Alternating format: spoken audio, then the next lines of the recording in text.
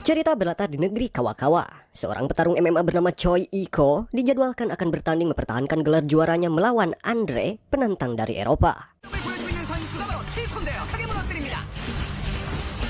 Diketahui Iko dulunya adalah seorang atlet sepak bola. Karena lebih sering menendang kaki lawan sampai rekor daripada mencetak gol, kini dia beralih menjadi petinju yang hebat dengan rekor tak terkalahkan dan dikenal dengan julukan siluman ring.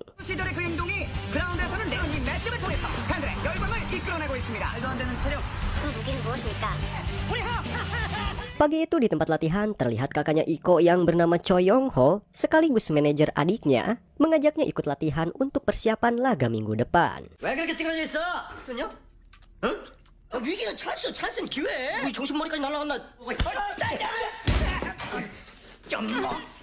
Tidak kungsi lila, para wartawan datang untuk menanyakan kesiapan Iko jelang pertandingan pekan depan ini. Mereka pun memberi semangat kepada Iko agar bisa menang dan mempertahankan gelar juaranya.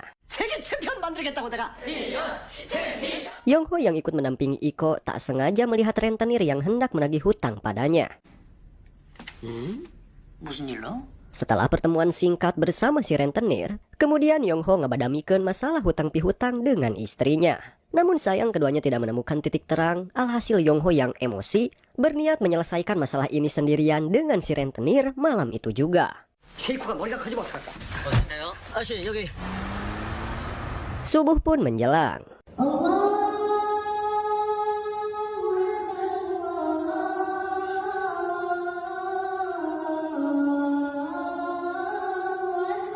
Iko bangun dan bersiap lari pagi untuk menjaga kebugarannya.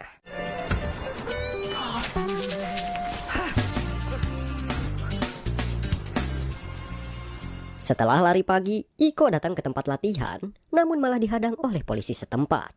Tegugur teangin, dia dituduh telah membunuh seorang rentenir tadi malam. Terungkap karena bukti sidik jari yang ada di tempat pembunuhan itu sama dengan sidik jari milik Iko. Mendengar tuduhan ini, Iko meminta waktu sebentar pada kepolisian untuk menghubungi Yongho selaku manajernya. Namun tak disangka, ternyata ponsel Yongho juga telah disita pihak polisi sebagai barang bukti. Iko pun dibawa ke kantor polisi untuk diinterogasi, sampai akhirnya dia ditahan di sana. 12시간 전에 비살됐고 그래요? 어디서? 사람이 아니라는 거예요. Iko yang tidak tahu akan pembunuhan itu tiba-tiba dihampiri oleh seorang tahanan yang terlihat lusuh dan hangru. Dia diberi sebuah perangkat komunikasi yang ternyata dapat menghubungkan dia dengan Yongho. Setelah memasang alat komunikasi itu, seketika Iko terkejut karena mendengar kakaknya merintih dan meminta tolong kepadanya.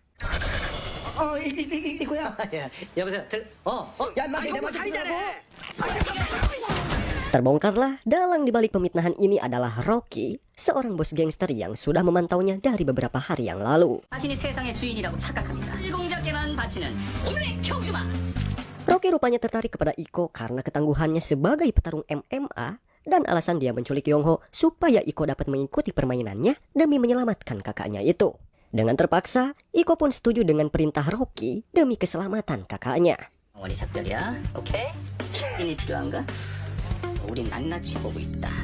Di babak pertama, Rocky memberi perintah pada Iko untuk melarikan diri dari kantor polisi, yang nantinya aksi Iko kabur dari sergapan polisi ini akan dijadikan konten taruhan judi online oleh para mafia. Anjir.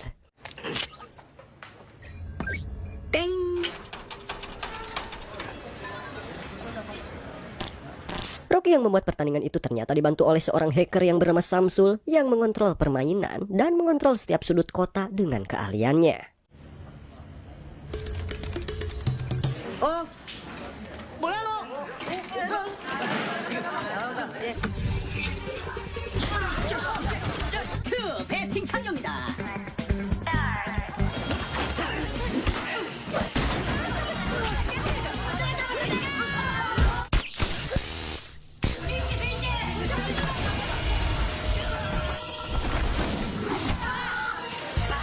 Iko yang masih berusaha keluar dari kantor polisi terus berlari sampai akhirnya dia dikejutkan oleh anggota polisi anti huru-hara yang ada di depannya. Wah, salah jalan kok.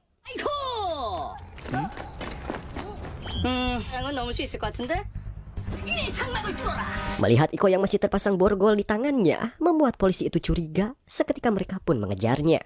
Ya, Alpha. Round 2.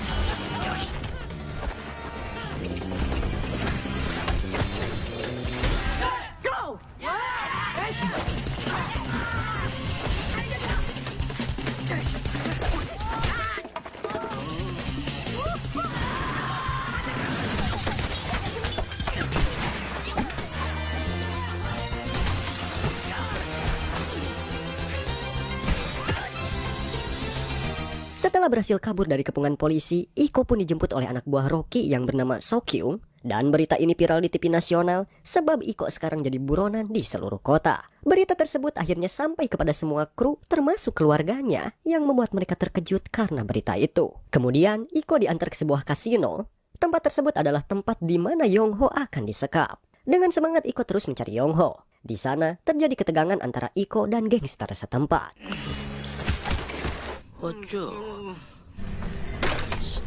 Mengetahui anak buahnya dihajar, bos gangster kasino yang bernama Boim tidak terima. Ia memerintahkan anak buahnya untuk menghajar balik Iko.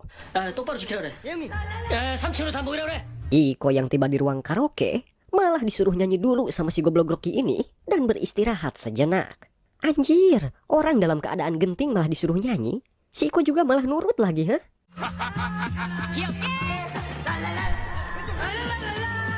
Iko tidak menduga bahwa tempat itu adalah tempat babak berikutnya akan dimulai, di mana dia harus bertahan ketika melawan 17 orang anggota gangster yang diketuai oleh Boim.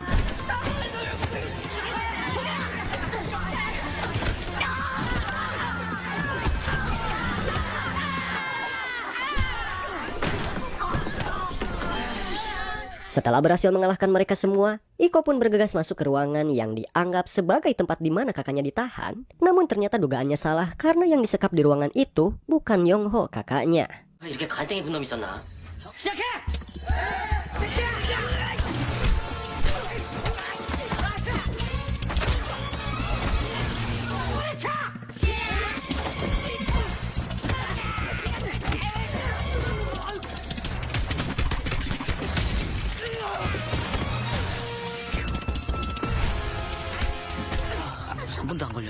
Rintangan Iko tidak sampai di situ. Ketika Iko mau kabur dari TKP, ia dihalangi oleh seorang polisi bernama Detektif Do. Iko pun terpaksa melompat dari atas gedung sampai akhirnya dia jatuh ke bawah. Ke bawah tuh.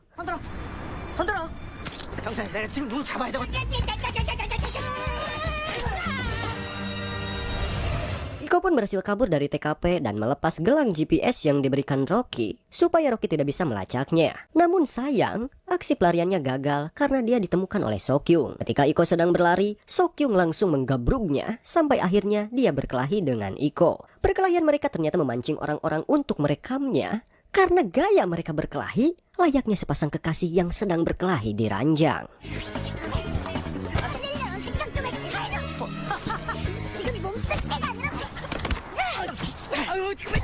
Setelah memukul Sokyung, akhirnya Iko berhasil kabur. Namun sayang, Iko berhasil dilumpuhkan anak buah Rocky dan harus mengikuti babak berikutnya.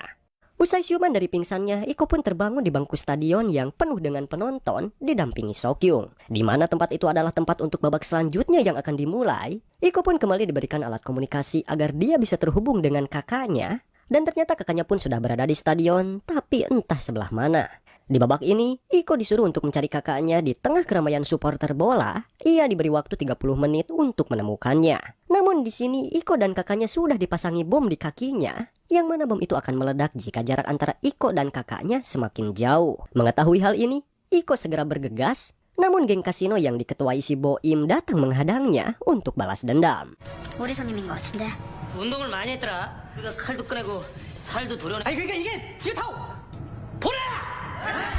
Sokyung yang ikut terjebak dalam permainan ini meminta pada Rocky untuk diizinkan pergi. Namun ternyata ia malah dikhianati bosnya itu.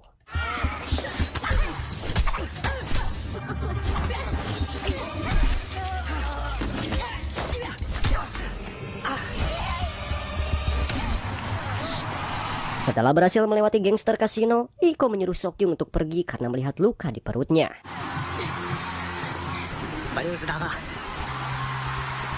Pada akhirnya Iko pun berhasil menemukan Yongho kakaknya. Dia pun seketika berlari menuju ke tempat kakaknya berada, namun terhalang oleh gerbang masuk tribun yang sengaja ditutup oleh Rocky.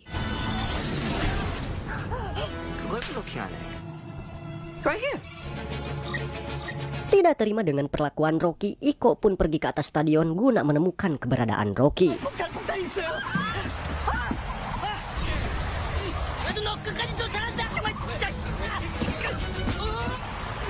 Setelah melawan Boim yang mengikuti sampai atap stadion, Iko pun melompat dari sana dengan spanduk supporter yang dia pegang, sampai akhirnya dia berhasil masuk ke tempat di mana Rocky berada, dan otomatis Rocky menonaktifkan bom yang ada di kakinya Iko.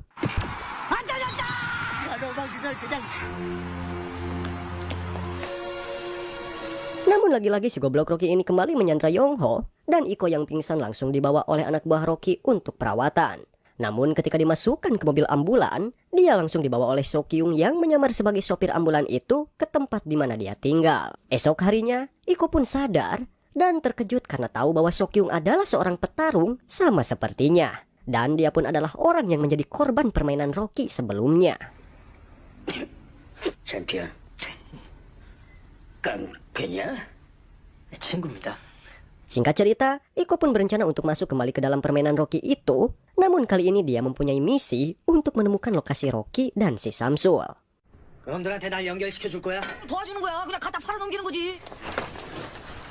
Untuk menjalankan misinya itu, dia dibantu oleh Sokyung dan dibantu oleh beberapa orang temannya yang ahli dalam meretas. Misinya itu pun dimulai, mereka pun mencoba memancing Samsul untuk menormalkan sinyal yang diretas oleh teman Iko dengan maksud untuk menemukan lokasi keberadaannya itu. Namun si Samsul cukup cerdik sehingga menyulitkan mereka.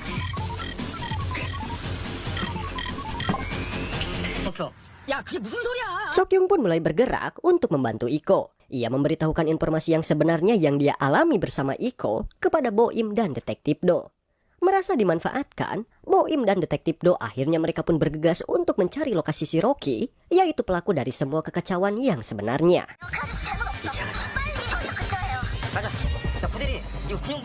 Di sisi lain, Iko terus mencari lokasi keberadaan kakaknya. Ketika sampai di suatu tempat, di bangunan tersebut dia harus menyelamatkan rekannya itu, namun harus berhasil mengalahkan Andre, yaitu seorang petarung MMA kuat yang pernah dikalahkan Iko sebelumnya.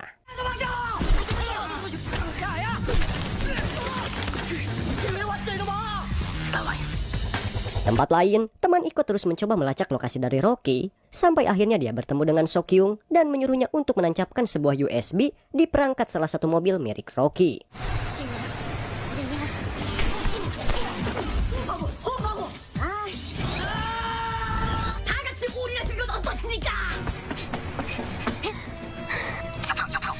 방금 거기 잠깐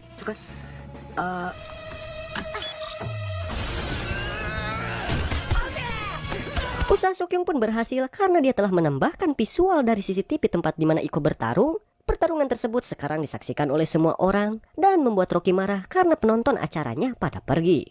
Iko yang terpojok seketika berubah ketika menyadari bahwa pertarungan itu telah disiarkan. Dia akhirnya bisa membalikan keadaan dan mengalahkan Andre dengan satu jurus mematikannya. 얘도 멈출 때가 됐나?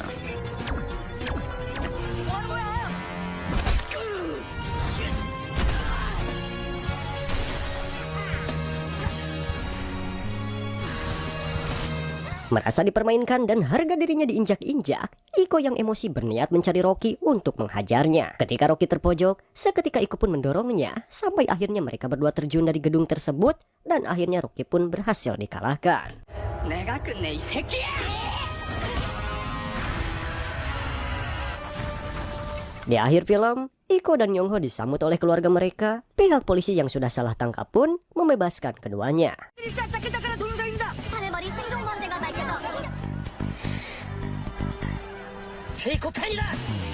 Dan film pun selesai.